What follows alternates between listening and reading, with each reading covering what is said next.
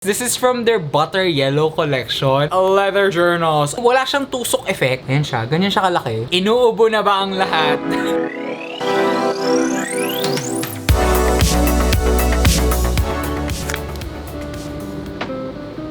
Hey guys! Hey guys, it's me Cedric, so welcome back to my Ding Ding Ding channels. Welcome back sa akin.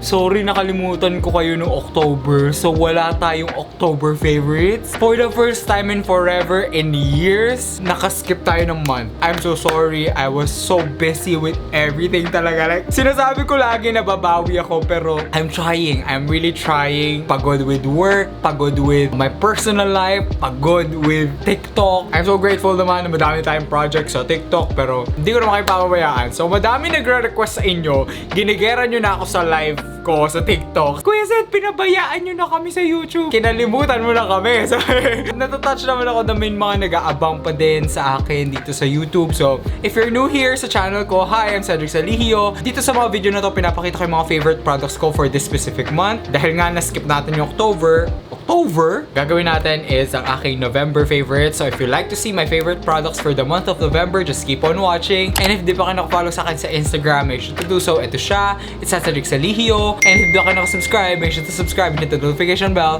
para di kayo makamiss ng video ni Kuya Zed. If you want to help a brother out, don't skip ads. And without further ado, dagdagan na natin ang inyong Christmas wishlist. Hey guys! Na-miss ko mag-vlog.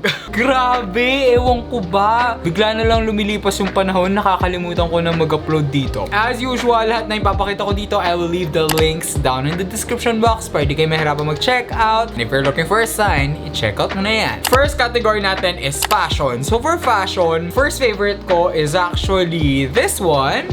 Ayan, cargo shorts from the brand, I think Makisig. I actually wore this nung Halloween party namin. I dressed up as Russell. So sobra ko nagustuhan siya. I'm actually gonna order another one for Christmas para yun yung pamasko ko. I'm gonna order a black one. I'm in the size medium. I actually can go ng large. Medyo fit tong medium sa akin, so I can go sa large. Ang waistline ko is 32. Medium to large pwede ako, pero dahil for the specific look that I'm going for, medium lang yung kinuha ko. Ang ganda ng pagka-brown niya. Like, kakaiba yung pagka-brown niya.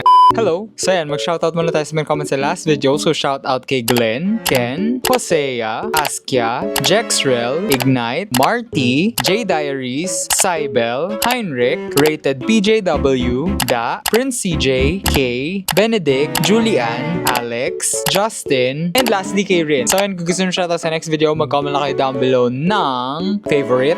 So yan, kung gusto nyo shoutout, mag-comment na kayo. And yeah, back to the video. And next naman, ang tagal ko na gusto magkaroon ng piece from this brand, pero parang hindi ko ma-justify yung presyo, pero recently nag-sale sila. So, this is from Rich Boys. This is from their Butter Yellow collection. Gusto ko ng hoodie, kasi sabi ko parang hindi ko masusuot lagi kung hoodie. So, I bought yung shirt na lang niya. Tapos meron siya malaking back hit sa likod. Parang bagay nga sila eh, oh. Pero, grabe ha, pang Rich Boys talaga ang presyuhan ng Rich Boys. As in, mahal pa siya sa DBTK. I don't know if I could recommend it. Kasi DBTK okay pa yung presyo niya eh. Pero this one talaga, like, grabe. It's nice to have at least one piece from this brand. Si Liam kasi, bumili siya ng hoodie. Tapos sabi ko, sige sabay na ako. So, butter yellow lang na shirt. I'm gonna wear this next year sa meron akong beach trip. Next for fashion, sige sali ko na sa fashion to kasi hindi ko alam saan ko ilalagay, are my leather journals. Kuya Zed, di ko na tumigil sa kaka-journal mo. I know, right? Dahil magbabagong taon, maybe you're planning to start a journal na. Isa to sa mga magandang isali sa wishlist nyo. So these are all from Captivating Studios. Iba-ibang size. So, papakita ko lahat ng sizes sa inyo para hindi kayo malito. These are fully custom. So mamimili ka ng color ng leather, mamimili ka ng color ng bands, ng elastic, mamimili ka ng charms mo, tapos mamimili ka pa ng notebook mo kung lined, grid, dotted, or plain. These are all the sizes that I have from Captivating Studios. So first one is a passport size. Super liit lang niya. Pro phone lang to. Ayan, passport size talaga siya, legit. Like, meron akong passport inside. Passport size. This is compact, very easy to bring. Hindi siya masyadong nakaka-intimidate kasi nga maliit lang siya. Perfect na perfect if you're just starting out. Next size naman is my main journal. This is my main journal. This is an A6 trifold. Super kapal niya na, diba? So, yun nandito ko kasi, memory junk journal ko yung nandito. So, ayan. Nagjo-journal ako dyan. I like this size kasi it's not too big, it's not too small. Tas yun, pwede ka pang makapag-junk journal. Hindi siya nakaka-intimidate din kasi tama lang yung space niya inside. I feel like this is the very perfect size talaga. Lastly, I have the A5 trifold naman. So, this is my manifestation journal na. Nandito lahat ng manifestations ko. Medyo malaki-laki na siya. Madaming space. Medyo nakakatakot pero if matagal-tagal ka na nagjo-journal, parang okay na yung madaming space sa'yo. Hindi na siya masyado nakakatakot. These are the size comparison. The A5, the A6, and the passport size. Ayan yung size comparison nila. Ano ba kung student ako tapos meron akong ganito? Dito na lahat ng notebook ko nun. Maganda dito, meron na silang mga kasamang inserts din. Itong mga to. Tapos, ayan o, you could put extra notebooks here. Meron pa siyang mga elastics sa loob. Super recommend ko talaga na itry nyong mag-journal. Kasi it really helped me. Lalong-lalo na when there are days na wala akong mapagsabihan ng problema ko and I don't wanna burden my friends with my parang petty problems, parang maliliit na bagay na that bothers me. And yun yung one thing na natutunan ko sa therapy na that really helps. Na isulat mo yung nararamdaman mo, isulat mo yung mga problema mo, ganun. Tapos ang maganda pa sa Captivating Studios, they're relatively affordable and they're vegan leather. Dito pa din tayo sa journal. Next naman, baka tatanong nyo, Kuya Sed, ano yung ipit-ipit sa ano mo, sa mga journal mo? Ayan, ano yung mga nakaipit? These are Penco Clampy. What it does is, parang kinikip niyang flat yung mga notebook mo kapag nagsusulat ka. For example, yan. Di ba pag nagsusulat ka, parang nasasara siya. Iipit mo siya dito. Ayan, para flat siya pag magsusulat ka. Yun lang talaga yung purpose niya, pang flat. Ang cute pa ng mga colors. So, babagayin mo talaga sa journal na meron ka. I have this journal. Tapos I put a red clampy here. Dito naman I put a blue clampy kasi bagay siya. Tapos lastly, dito, yellow. Yellow na clampy. Dami din kasi nagtatanong kung ano yung ipit-ipit. So, next category naman natin is skincare and makeup. So, for skincare and makeup, my favorite, and dami ding nagtatanong, Kuya Sed, ano ng updated skincare routine mo? I don't have a routine. One step lang talaga siya. After kong mag-cleanser, yun lang, cleanser sa mukha, eto na. All-in-one. As in all-in-one. Moisturizer, everything. This is the La Roche-Posay Cica Plus Balm. 4th bottle ko na to. Pero for my 4th bottle, I splurge sa, full size na. Kasi sobrang liit nung sumunod na size. Pinakita ko na din to sa favorites video. Pero ayan, kaka-restock ko lang kasi ng full size. Next naman, I also restock this one. Bumili ako ng 5. Ganun ko siya kagusto. This is the Bad Lab Matte Max na pomade. Hindi ko nga alam kung pomade ba siya eh. Oh, water-based pomade. Gusto ko siya kasi madali siyang tanggalin. Ang pet peeve ko talaga, yung mga hairstyling products, syempre lalagay mo sa kamay mo, lalagay mo sa buhok mo. Tapos pag maghuhugas ka, mahirap tanggalin. Pati yung kapag maliligo ka na, mahirap siyang tanggalin sa buhok. This one, super daling tanggalin. It washes like soap. Ang galing. Basta sobrang galing ng formulation niya. I don't know if dahil ba water-based siya, kaya madali siyang hugasan. Pero yun, walang sticky residue sa kamay after mo maghugas, pati kapag magsha-shower ka, ang bilis niya natatanggal. So, ayan, I love it. I like Bad Labs. Ewan ko ba't nag-discontinue sila sa Pilipinas. Next naman are Jelly Eugenio Vice Cosmetics brushes. Specifically, these ones. Ang favorite steps ko lang sa makeup is blush and contour. Syempre, dahil wala tayong ilong, kailangan natin mag-contour ng ilong. Kasi wala pa tayong budget pang rhinoplasty. Okay lang muna tayo sa contour. I love this brush. Ayan siya. Parang angled brush siya. Pang contour siya ng cheeks. Gusto ko yung medyo puffy yung mukha ko kasi pag kinontour ko pa, magmumukha na ako skeleton.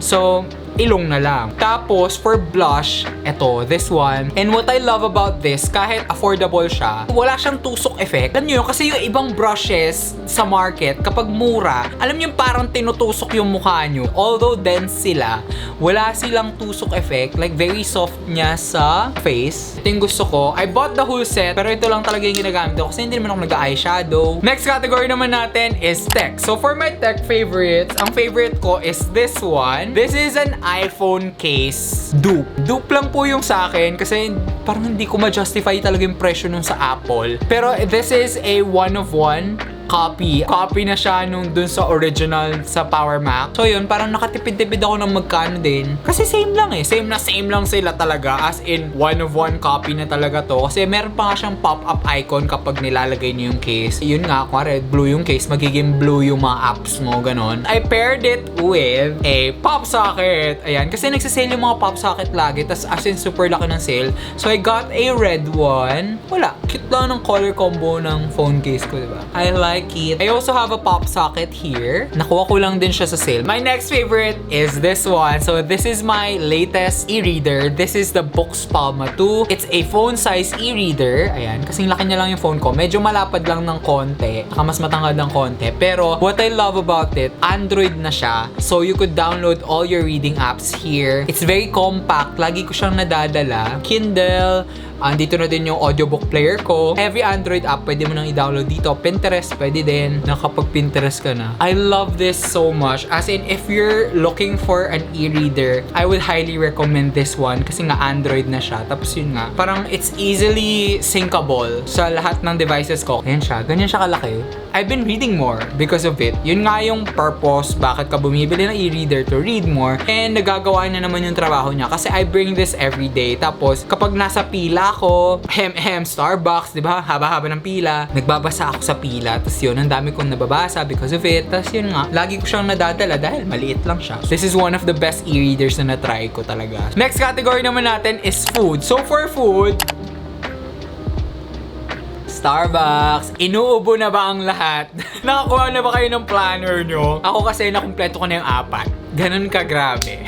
Recent discovery ko to, these are affogato style na frap. So any frap na in-order nyo, pwede. Tapos sabihin nyo lang sa barista, affogato style. Ang affogato style parang binubuhusan nila ng shot ng espresso sa taas. Favorite ko out of all na na-try ko, ay may poppies sa labas. Na-distract ako sa poppies. Favorite ko out of all is triple mocha affogato style. Grabe, sobrang sarap. Kasi nireko to nung isang barista na kilala ko. Shout out Ivy, hello. Panay na lang Americano yung order ko.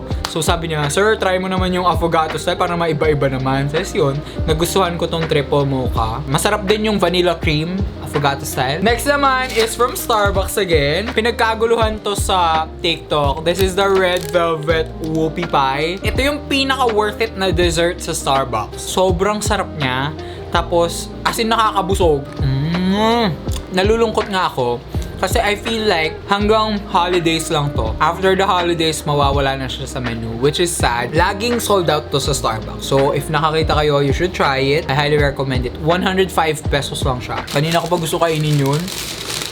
Pero syempre, iba vlog. Next category naman natin is my Spotify. Hindi, movies and series. Next category naman natin is movies and series. For movies and series, syempre favorite natin is yung Wicked for Good. Last year, hindi ko kasama si Liam nanood ng Wicked. Iba yung kasama niya, iba din yung kasama ko. Iyak talaga ako dun sa movie na yun. Yung kanta ng For Good. Grabe, nakakaiyak yun. I've heard it said that people come into our lives for a reason, like a comet pulled from orbit as it passes the sun. Who can say if I've been changed for the better? Because I knew you, I have been changed for good. Grabe! Humahagulgul ako sa sine. You better watch it. If di nyo pa napapanood yung Wicked, I don't know what you're doing. Ayan. Book reco of the month is a novel love story. Ang ganda nitong libro na to. It's a magical realism na may konting romance. Kasi hindi siya full-blown romance, kaya medyo okay-okay siya sa akin. Ang premise na to, imagine being trapped sa favorite book mo. Nagising na lang siya one day, nandun na siya sa town breakdown nung favorite series niya. Pero ako parang negats tayo kasi ang favorite series ko Hunger Games. Imagine naman kung kagising ko nasa panem na ako. Imagine masasali ako sa Hunger Games. Next category naman natin is my Spotify favorites. So for my Spotify favorites, gusto ko is Bittersweet by Madison Beer. Ito na ang era ni Madison Beer. Magiging mainstream na siya. Ang ganda nitong kantang to. Like, very catchy and I feel like we all know it because of TikTok. Kahit wala naman akong pinagdadaanan sa buhay ngayon, pinapatugtog ko siya and I love it so much. So yun lang lahat ng favorites ko for the month of November. Ayun nga, if may nagustuhan kayo, I will leave the Shopee links down in the description box para hindi na kayo mahirapan mag-check out. Sana nag-check kayo sa video nito and if you did, make sure to give this video a big thumbs up, subscribe and hit the notification bell para hindi kayo makamiss ang video ni Quizzen. And yun na nga, that's it for this video. Thank you guys for watching and always remember that it is okay to be a weirdo. Bye!